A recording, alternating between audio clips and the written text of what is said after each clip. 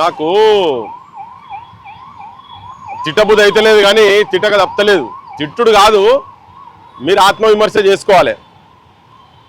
నెత్తి మీద మనిషి అంటోనికి తలకాయ ఉంటే, తలకాయలు ఇంత మెదడు అనేది ఉంటే, ఈ జీవోలు 31, 87 ఈ రెండు 87, 31 ఈ రెండు చూస్తే కాంగ్రెస్ వాళ్ళకు తలకాయల ఇంత మెదడు ఉందా లేదా అనేది పెద్ద డౌట్లు వస్తుంటాయి. దీన్ని చూస్తుంటే కూసున్న కొమ్మని ఎవడన్నా నరుకుంటోడు ఉన్నాడంటే ప్రస్తుతం ఉన్నటువంటి కాంగ్రెస్ గవర్నమెంట్, తెలంగాణలో ఉన్నటువంటి గవర్నమెంట్ ఇక దానికి పెద్ద ఉదాహరణ. తన కళ్ళనే తన ఏళ్లతో ఓడుచుడు అంటే ఈ రెండు జీవోలు చూస్తే అర్థమవుతుంది.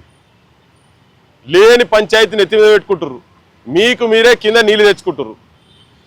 క్లియర్ కట్గా జీవో 31 ప్రకారంగా ఇగో డేట్ ఎప్పుడు 8/2/2024 మనోడు రాగానే నిరుద్యోగులతో నేను అధికారంలోకి వచ్చినాను. గిన్నె పక్కకే ఉంటుంది ఎల్వి స్టేడియంలో కూర్చొని జోష్లోకి వచ్చి తీసిండేమో తెలియదు, మరి ఆయనకి లోపల వేరే తిరిగి ఉండి తీసినట్టున్నాడు. 32ను 34 చేసిండు. 32, 34 చేస్తే వీళ్ళు కూడా ఏమనుకుంటారు, జాబ్ క్యాలెండరు ప్రతి జూన్లో వస్తుంది కదా అని చెప్పని వీళ్ళు అనుకున్నారు. అందరూ ఈ పనులు చేసే వాళ్ళందరూ కూడా వచ్చి ఇక నేను 100% నేను కూడా మంచిగా చేయాలి, ఉరకాలి, అదే చేయాలి, ఇదే చేయాలి అన్ని మొత్తం ఏవైతే ఈవెంట్స్ ఉంటాయో ఈవెంట్స్లో పాస్ కావాలని పొద్దున్న లేసి అదే పని మీద ఇంటికాడికి వెళ్ళి అప్పులు తీసుకొచ్చి ఈ జీవోలు పాడుగాను వీళ్ళ మూలిగే నక్క మీద తాటాకు పడ్డట్టు ఈ జీవోలు వచ్చినాయి. వీళ్ళకు పోయి పొద్దున్న లేస్తే ఆడి అప్పులు చేసి తిన్నరో తెలియదు, తినలేదో తెలియదు. గ్రౌండ్లో పొంట వర్షం పడ్డా ఎండ కొట్టినా కానీ తిరిగి ఇంత నౌకరు వస్తుందని చెప్పని బుక్కడి బువ్వ ఆత్మగౌరవంతో బుక్కడి బువ్వ తినాలనే ఆలోచనతో వీళ్ళు పాపం కష్టపడ్డారు. ఆఖరికి నువ్వు నోటిఫికేషన్ ఇచ్చే నాటికి మళ్ళీ ఇంకోటి పట్టుకొచ్చినావు జీవో 87. ఈ 87లో నువ్వు ఇచ్చిన జీవోనే మళ్ళీ దానికి 2 ఏళ్ళు తక్కువ చేసి 34 ఉన్నదాన్ని 32కు కుదిచ్చినావు. ఈ 2 ఏళ్ళు వీళ్ళు కష్టపడి తిరిగినందుకు 34ను 36 చేయాలి. ఎందుకంటే తప్పు వీళ్ళది కాదు, తప్పు మీది. తప్పు రేవంత్ రెడ్డిది, కాంగ్రెస్ సర్కార్ది. కాంగ్రెస్ సర్కారులు తప్పు చేసి శిక్ష వీళ్ళని అనుభవించి ఈ 2 ఏళ్లలో ఎవరెవరు ఎన్నెన్ని అప్పులు చేసిరో తెలియదు. అదే నోరుతోని రేవంత్ రెడ్డి అదే నోరుతో చెప్పినావు మా వాళ్ళు కష్టపడి ఇగో మీ దగ్గరికి వెళ్ళి వచ్చింది. ఏ మండలం ఏమన్నామమ్మా? ఆమన్గల్లా వెల్దండ మండలు మీ పక్కకి ఆడికెళ్ళి బండి మీద బొచ్చడి సార్లు పోయేదా మీ కలవ కురితే వచ్చి చెప్తున్నా చూడు, ఇను దండం పెట్టి చెప్తున్నారు వీళ్ళంతా. నేను దండం పెట్టదలుచుకోలేదు నీకు, కానీ ఇది బేహూఫ్లా రాజ్యమా బద్మాష్ గల్ల రాజ్యమా నాకు అర్థమైతే లేదు. మీకు తలకాయ ఉందా లేదా? ఈ జీవోలు మీరే పట్టుకొచ్చుకొని ఉన్నాయి వేకెన్సీస్ లేవంటే వేకెన్సీస్ బొచ్చడు ఉన్నాయి, 20,000 వేకెన్సీస్ ఉన్నాయని మీ డిపార్ట్మెంట్ వాళ్ళే చెప్తున్నారు. పోనీ క్రైమ్ రేటు ఏమైనా మంచిగా మెరుగుపడిందంటే లేదు. దేశ సగటట 1,00,000 మందికి 419 కేసులు ఉంటే మన దగ్గర 569 కేసులు అవుతున్నాయట. అంటే పోలీసు ఫోర్స్ ఇంకా పెంచాల్సిన అవసరం ఉన్న దగ్గర మీరు తగ్గించి ఈ జీవోల ప్రకారంగా ఏజ్ రిలాక్సేషన్ అనేది మీరు ఇంకా 2 సంవత్సరాలు మీ మంత్రుల దగ్గరికి మా వాళ్ళు పోయి అడిగితే అయ్యో ఇది మాకు ఎరకలే గిట్లా జరిగిందా, అసలు ఏమైతుంది మీ క్యాబినెట్లో ఏమైతుంది?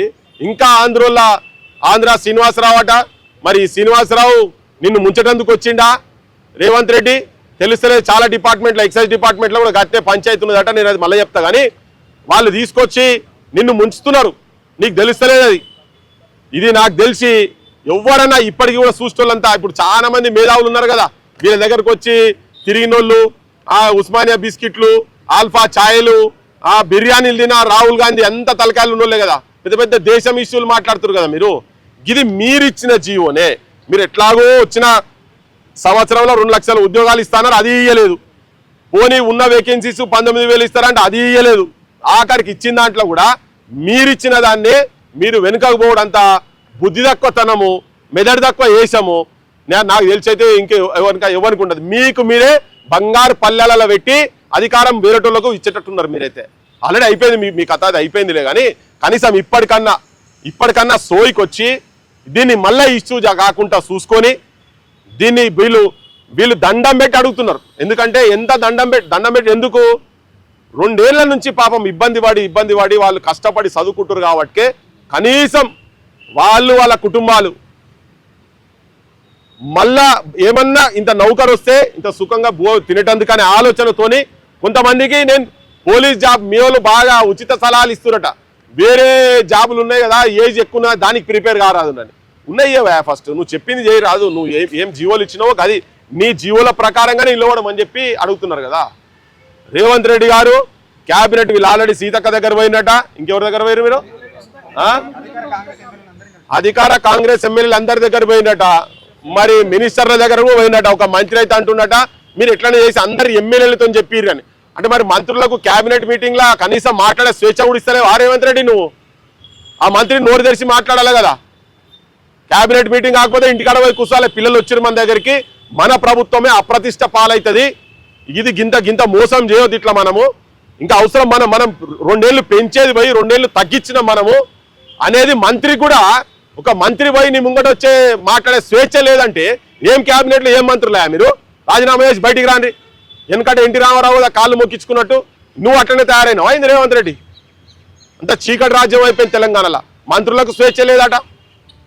సీతక్క దగ్గరకు ఎప్పుడు పోయారు మీరు? 2 రోజులు అయింది. గాంధీ భవన్ నీకు ఎప్పటి నుంచో సాతే కదా సీతక్క. మరి సీతక్క ఆల్రెడీ చెప్పి ఉంటే సీతక్క, ఒకవేళ చెప్పకుంటే సీతక్క గారు చెప్పాలా మీరు? ఆయన సోయికి తీసుకురావాలి. ఢిల్లీలో పోయి ఆయనతోని బయట దేశాలకు వెళ్ళి ఆ కంపెనీ పట్టుకొస్తా, ఈ కంపెనీ పట్టుకొస్తా, నువ్వు జర్మన్ నేర్చుకో, నువ్వు కొరియన్ నేర్చుకో, ఉన్నాయ్యవా? అందుకనే మంత్రులు కూడా మీరు చేతగాని మంత్రులని మీరు కూడా బ్రాండ్ కాకండి. సీతక్క గారికి కూడా చెప్పదలుచుకుంది ఏంటంటే, అక్క పోయి కూర్చొని మీరిచ్చిన జీవోనే మళ్ళా హానర్ చేసి మీరే 2 సంవత్సరాలు రిక్రూట్మెంట్ అనౌన్స్ చేయలేదు కాబట్టి ఆ 2 ఏళ్ళు పెంచాలి. మీరు 34 నుంచి 36 చేయాలి ఎస్ఐపిసిలను. సబ్ ఇన్స్పెక్టర్లది 38.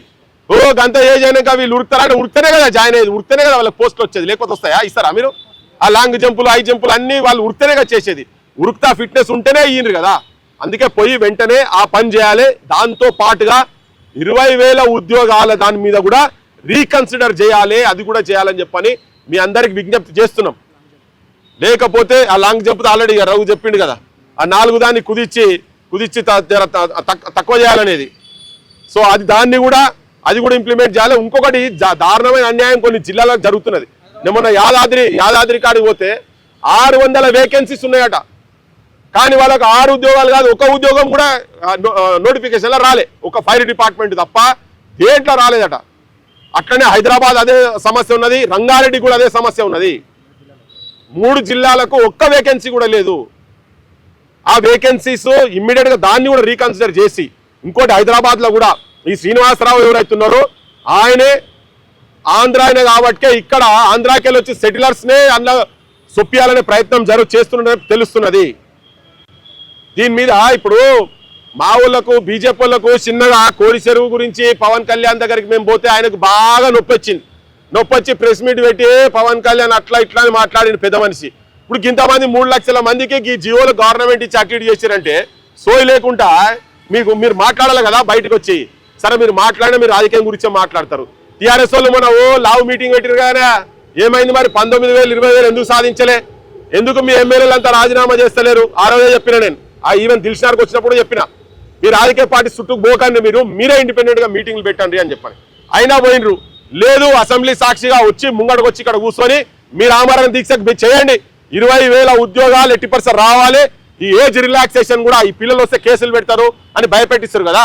మీరు బయటికి రాండి. ఆ రోజు చెప్పిన కేసీఆర్ నువ్వు ఆ వేదిక మీద కేటీఆర్ చెప్పిండు, మా నాయన సావు నోట్ల తలకాయ పెట్టి తెలంగాణ తెచ్చిండని.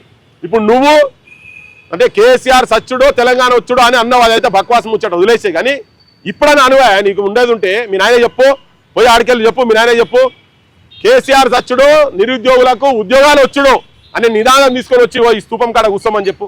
1200 మందిని బలిచ్చారు కదా ఇడ, వాళ్ళందరూ బలి అయింది. వీళ్ళు ఇట్లా వచ్చి మళ్ళీ నినాదాలు ఇచ్చుకుంటూ కూర్చొని ఉద్యోగాల గురించి కొట్లాటేది కాదు. గైర్ ముల్కీ నాన్ ముల్కీ ఉద్యమం కాడికెళ్ళి GO 36 GO 610 ఇదే కొట్లాట నడుస్తున్నది. ఆఖరికి GO 31 GO 87 ఈ జీవోలో చుట్టే పంచాయతీ అంతా అవుతుంది. ఇంకేదో మంది చావాలి నిరుద్యోగులు. మొన్న పోయొచ్చినాం రఘు, నేను మొన్న పోయేస్తా ఆడ కూడా. ఇంకా ఖమ్మం పోతే ఆ పిల్లగాడు వేణుకుమార్ ఉద్యోగాలు రావాలని టాప్ వచ్చిన అందరూ కూడా ఎంతమంది సాగు చూస్తారు, ఇంకా ఎంతమంది శవాలు లేవాలి. మంత్రులు సోయికి రాన్రి. 20,000 ఉద్యోగాలు, ఆ 2 లక్షల ఉద్యోగాలు కూడా వచ్చేటట్టు చూడాలి. దీన్ని కూడా రిలాక్సేషన్ జరగాలి. లేకపోతే మేము మా భవిష్యత్తు కార్యాచరణ ఎట్లా ఉంటుంది, మేము ఎట్లా జనం లోపల పోయి తీసుకుపోయి చెప్పదలుచుకున్నాం. జై తెలంగాణ, జోహార్ తెలంగాణ మన వీరులకు.